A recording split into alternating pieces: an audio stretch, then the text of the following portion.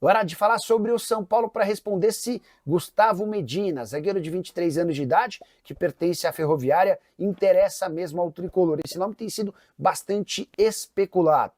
A verdade é que ele foi sugerido pelo Juliano Bertolucci coisa de uns 2 meses atrás e passou a ter um pouco mais de força a partir do momento em que o São Paulo não fechou com o Juan. Juan Tressoldi foi devolvido ao Sassuolo, abriu-se na teoria uma vaga para a zaga. O Medina tem 26 jogos na atual temporada e um gol, foi formado na base da Ferroviária e já teve emprestado para o Cruzeiro, para o Valladolid e para o Taubaté. Vive seu melhor momento na carreira, é titular absoluto do time que joga a Série B do Campeonato Brasileiro. A boa relação do presidente Júlio Casares com o Bertolucci poderia acabar por facilitar o negócio, mas na manhã dessa terça-feira, antes de gravar o vídeo, consultei uma fonte são paulina que assegurou que não existe negociação e que o Medina não será contratado. O foco, de acordo com essa pessoa, no tricolor hoje é a renovação o mais rápido possível do Alan Franco, de quem vou falar daqui a pouco. Só para completar, São Paulo ainda entende que não há necessidade urgente da contratação de um zagueiro, até porque o Ferrarese, que com o Zubeldia jogava como lateral direito, voltará a atuar na função de zagueiro, o que diminui um pouco o ímpeto e a necessidade de contratação urgente de alguém para a zaga. Hora de falar sobre uma lista de atletas que já podem assinar a partir desta terça-feira um pré-contrato, tornando-se reforços sem custos do seu clube ou de quaisquer outros a partir de 1º de janeiro de 2026. Você sabe, quando o atleta entra nos últimos 6 meses de vínculo, ele pode assinar esse pré-contrato já encaminhando a sua próxima negociação. Pois bem, separei uma lista com atletas importantes. Alan Franco, zagueiro do São Paulo, é para mim um dos mais interessantes do mercado.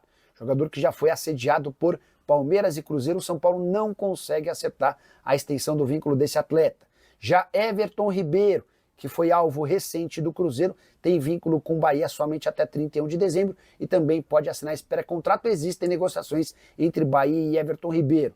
O goleiro Léo Jardim do Vasco é ótima pedida. Extremamente eficiente, muito bom debaixo das traves, enorme potencial de crescimento e ainda jovem, goleiro do Vasco, que também já teve 5 propostas para renovação com o Cruz Maltino. Também no Vasco, o volante Jair. Queria citar que o Palmeiras tem 3 atletas, Mike, Marcos Rocha e Lomba. O Flamengo conta com Matheus Cunha, goleiro, e Cleiton, zagueiro, ambos formados da base, com vínculos somente até dezembro. Para completar a relação, Danilo Barbosa, do Botafogo, Romero, Gustavo Henrique e Angileri, do Corinthians, além de Saravia, Igor Rabelo e Vitor Hugo no Galo e Eduardo e Bolassi no Cruzeiro. Dessa lista, quais nomes agradam e seriam bons reforços, levando sempre em consideração que eles podem chegar sem custos por conta dos direitos de econômicos. Não há necessidade da compra desses atletas. Já usa espaço para comentário e registra a sua opinião, beleza? Bora falar agora sobre o São Paulo para colocar um ponto final na história de Juan e Tricolor. O zagueiro de 25 anos de idade, que pertence ao Sassuolo, não vai mais jogar no Tricolor agora de forma definitiva. Ao longo da semana, o São Paulo chegou a receber uma resposta negativa do Sassuolo para mais um empréstimo. E o São Paulo pretendia insistir na negociação.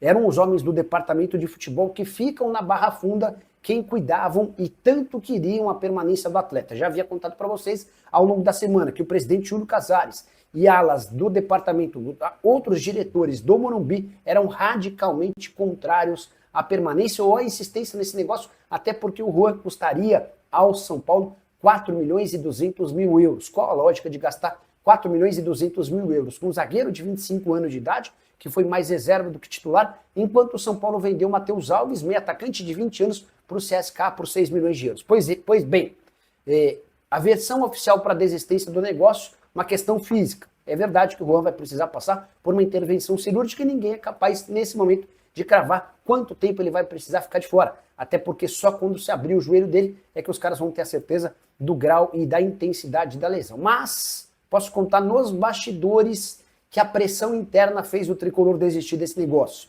E por pressão interna, não descartemos um boato que ganhou força nas redes sociais e que incomodou bastante, especialmente no Morumbi.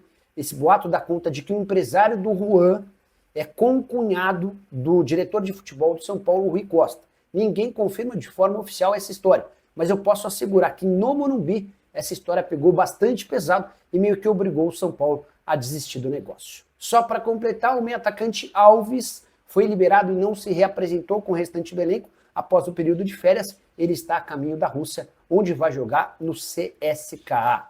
Bora falar agora sobre o bônus que o São Paulo terá direito na venda do lateral direito Ângelo.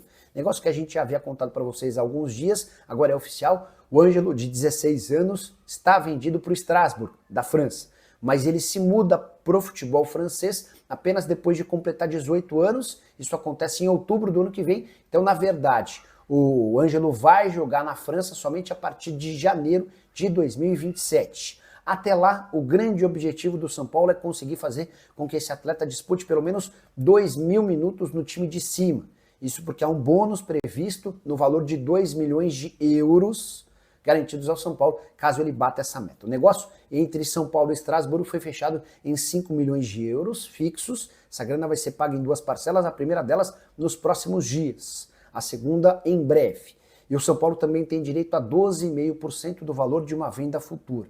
Além disso, tem essa questão do bônus de 2 milhões de euros que está previsto assim que o atleta conseguir 2.000 minutos no time de cima. Fui fazer as contas, esse número equivale a 23 partidas como titular, jogando os 90 minutos. Não dá para imaginar que o Ângelo será protagonista do time de cima por agora, embora já tenha espaço importante no sub-20 e convocado com frequência para a seleção brasileira sub-17. Mas também pelo fato de o Igor Vinícius ter sido negociado com o Santos e o Mike estar machucado, a gente pode até começar a ver o Ângelo aparecendo no time de cima como reserva imediato do Cédric Soares. Pergunta que eu deixo para você: você conhece o Ângelo? Diante dessa possibilidade de faturar 2 milhões de euros com bônus em caso de utilização em 2.000 minutos, você começaria a colocar esse menino para jogar? Use o espaço para comentário para registrar sua opinião. Só não esquece de deixar like, de se inscrever no canal. Preciso te contar agora como o São Paulo pode conseguir alcançar R$1 bilhão de patrocínio master. Você sabe que em abril desse ano houve uma renovação de contrato com reajuste em todos os vencimentos no acordo com a Superbet, casa de apostas esportivas. São Paulo pode alcançar até R$1 bilhão até 2030, mas para isso precisa ter resultados esportivos bastante interessantes. Separei aqui os valores e as condições. São Paulo tem fixos 680 milhões de reais até 2030. Os outros 388 milhões de reais estão condicionados à performance. Quase todos os prêmios estão ligados a título, mas também tem prêmios por vice-campeonato e presença em semifinais. Bora para separar por cada uma das temporadas. Começando com os valores fixos. São Paulo na temporada de 2025 tem 80 milhões de reais fixos, que saltam para 95 milhões no ano que vem, sempre 5 milhões no ano seguinte, sempre 12, sempre 18, até que na última temporada de contrato serão 120 milhões de reais. Agora sim, bora aos prêmios. Cada título do Campeonato Paulista rende 2 milhões de reais. Título da Copa do Brasil vale 5 milhões, vice-campeonato 1 milhão de reais na Copa do Brasil, presença na semifinal do torneio de mata-mata brasileiro mais 1 milhão de reais. O Campeonato Brasileiro paga 20 milhões de reais de prêmio. Libertadores da América ou Sul-Americana, 10 milhões de reais pelo título, 3 milhões de reais pelo vice-campeonato e 2 milhões de reais pela presença na semifinal. Intercontinental, aquele Mundial de Clubes do fim do ano, título vale 20 milhões de reais, o vice-campeonato vale 10 milhões. E se o São Paulo conseguir estar na Copa do Mundo de Clubes e ser campeão, 30 milhões de reais. O vice-campeonato vale mais 20 milhões. Já uso o espaço para comentário para dizer o que você acha que o São Paulo será capaz de conquistar até 2030. Estou curioso para saber a sua opinião, beleza? Hora de falar sobre o São Paulo para responder a uma boataria que começou nos últimos dias e dá conta de que o tricolor está disposto a contratar os meias Renier ou Lincoln. Você vai lembrar do Renier, jogador formado na base do Flamengo e vendido em 2020 para o Real Madrid por 30 milhões de euros. Já o Lincoln teve recentemente emprestado ao Red Bull Bragantino, pertence ao Fenerbahçe e disputou a última temporada no Hull City da segunda divisão inglesa. Passagem por lá discreta, só 11 jogos, nenhum gol e uma assistência. Não dá para dizer que nem o Renier nem o Lincoln fizeram boas temporadas. O Renier esteve emprestado ao Granada, também da segunda divisão, mas da Espanha, e por lá foi muito mais reserva do que titular. Antes de gravar o vídeo, consultei uma fonte importante do São Paulo para perguntar: vocês estão negociando com Renier ou Lincoln? E a resposta foi: nenhum dos dois faz parte dos planos. Renier com 23 anos de idade, Lincoln com 26. Já havia contado para vocês que o tricolor busca mais 3 reforços. 2 pontas, atacantes de lado de campo. O outro deve ser um volante. O Thiago Mendes seria uma alternativa se topasse baixar sua pedida, apesar de estar livre no mercado, depois de sair do Al Rayyan, o Thiago Mendes está exigindo algo na casa de R$1 milhão por mês. Todos os reforços que chegarem no São Paulo a partir de agora precisarão da aprovação de Hernan Crespo. Hora de falar sobre o São Paulo com boa notícia. Calma, não se trata de uma excelente notícia, você não vai sair soltando o rojão por aí. Mas, nos 2 primeiros meses desse ano, o Tricolor conseguiu reduzir em R$3 milhões a sua dívida total. Esse valor equivale a mais ou menos 0,2% de tudo que o São Paulo deve. Você vai lembrar que na virada do ano, o São Paulo havia ultrapassado os R$900 milhões de endividamento. Essa queda de R$3 milhões representa muito pouco, mas ao menos serve para mostrar que o Tricolor conseguiu estancar a sangria e deixou de fazer com que seus débitos aumentassem. Esse talvez seja o primeiro ponto. Durante o período de janeiro e fevereiro, que costumam ser 2 meses em que os clubes de futebol arrecadam menos, o São Paulo ainda conseguiu um superávit bem pequeno, de R$157 mil. Só para completar, é importante dizer que o São Paulo nem fez muito alarde em cima de todos esses números porque considerou todas as reduções bem discretas. A ideia, com a entrada do FDIC e com a associação ao Marinax, é fazer com que o São Paulo consiga reduzir de forma significativa essa dívida superior a R$900 milhões. Só para completar, lembrar que o São Paulo estreia ou reestreia Hernan Crespo como seu treinador contra o Flamengo no Maracanã, jogo que deve acontecer entre os dias 12 e 13 de julho.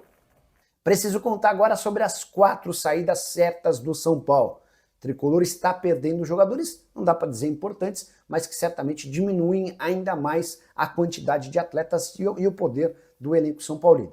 Não ficam no Tricolor Lisiero, Igor Vinícius, Matheus Alves e Juan, cada um com uma circunstância completamente diferente. O Lisiero nem sequer estreou na atual temporada e seu vínculo com o São Paulo se encerra nessa segunda-feira. Não houve a opção do São Paulo pela renovação e o Lisiero vai buscar um outro clube. Igor Vinícius já até treinou no Santos. Vai ter seu contrato rescindido com o São Paulo e vai passar a ter 80% dos direitos econômicos presos ao Peixe. O Tricolor fica com 20% do valor de uma venda futura. Já Matheus Alves foi vendido para o CSKA da Rússia por 6 milhões de euros, nem se apresentou com o restante do elenco na última quinta-feira. Sobre o Juan, zagueiro que pertence ao Sassuolo, já havia contado para vocês que o Tricolor decidiu desistir da compra desse atleta, a operação de 27 milhões de reais para um atleta de 25 anos que vai precisar passar por cirurgia no joelho. A avaliação é de que o custo-benefício estava para lá de ruim. Dá para imaginar mais saídas no São Paulo? Sim, apenas em caso de propostas grandes, propostas gigantes. São Paulo ainda precisa de pelo menos uma boa venda, mas torce para que essa venda venha de jogadores que já foram do São Paulo e hoje estão no exterior. O Tricolor, com um mecanismo de solidariedade ou com percentuais futuros, pode eventualmente ajudar a compensar o seu problema com o fluxo de caixa. Em relação a reforços, São Paulo busca um zagueiro, 2 pontas e também um meio-campista. Todos precisam chegar sem custos. O Tricolor avalia que não tem capacidade para compra de direitos econômicos. Quero falar agora sobre Rafael Tolói, zagueiro brasileiro que se naturalizou italiano, chegou a jogar pela seleção do Calcio, a seleção Azzurra, e ele está livre no mercado, o contrato com a Atalanta não foi renovado. E o Tolói tem conversado com alguns clubes brasileiros, foram 4, com quem ele debateu nos últimos dias. Perdão. Vasco, Atlético Mineiro, Santos e São Paulo são os principais interessados no jogador, mas já dá para descartar a presença do São Paulo. O Tricolor considerou a pedida do atleta bastante alta. O pacote entre salário, direitos de imagem e luvas, próximo de R$1 milhão por mês. A ideia do São Paulo era contratar alguém mais barato do que o Juan Tressoldi, que foi devolvido ao Sassuolo. Tressoldi ganhava na casa dos R$400 mil mensais. Dessa maneira, a conta não fechou para o São Paulo, que saiu da disputa. Já Vasco, Atlético Mineiro e Santos tentam convencer o Tolói a baixar a pedida para essa temporada, ainda que com direito a um reajuste para o próximo ano. Queria saber a sua opinião sobre o Rafael Tolói. Você acha que ele ainda chega para jogar e ser titular em qualquer um desses clubes? Gostaria no seu time do coração? Já usa o espaço para comentário e registra a sua opinião, beleza? Fala pessoal, estamos aí com atualizações importantes do São Paulo. Se inscreva e ative o sininho para receber mais atualizações do Tricolor. Deixe seu like, que é muito importante para o crescimento do canal. Utilize o espaço aqui embaixo para registrar sua opinião. Ficamos por aqui com mais esse giro de notícias. Um abraço e até o próximo vídeo.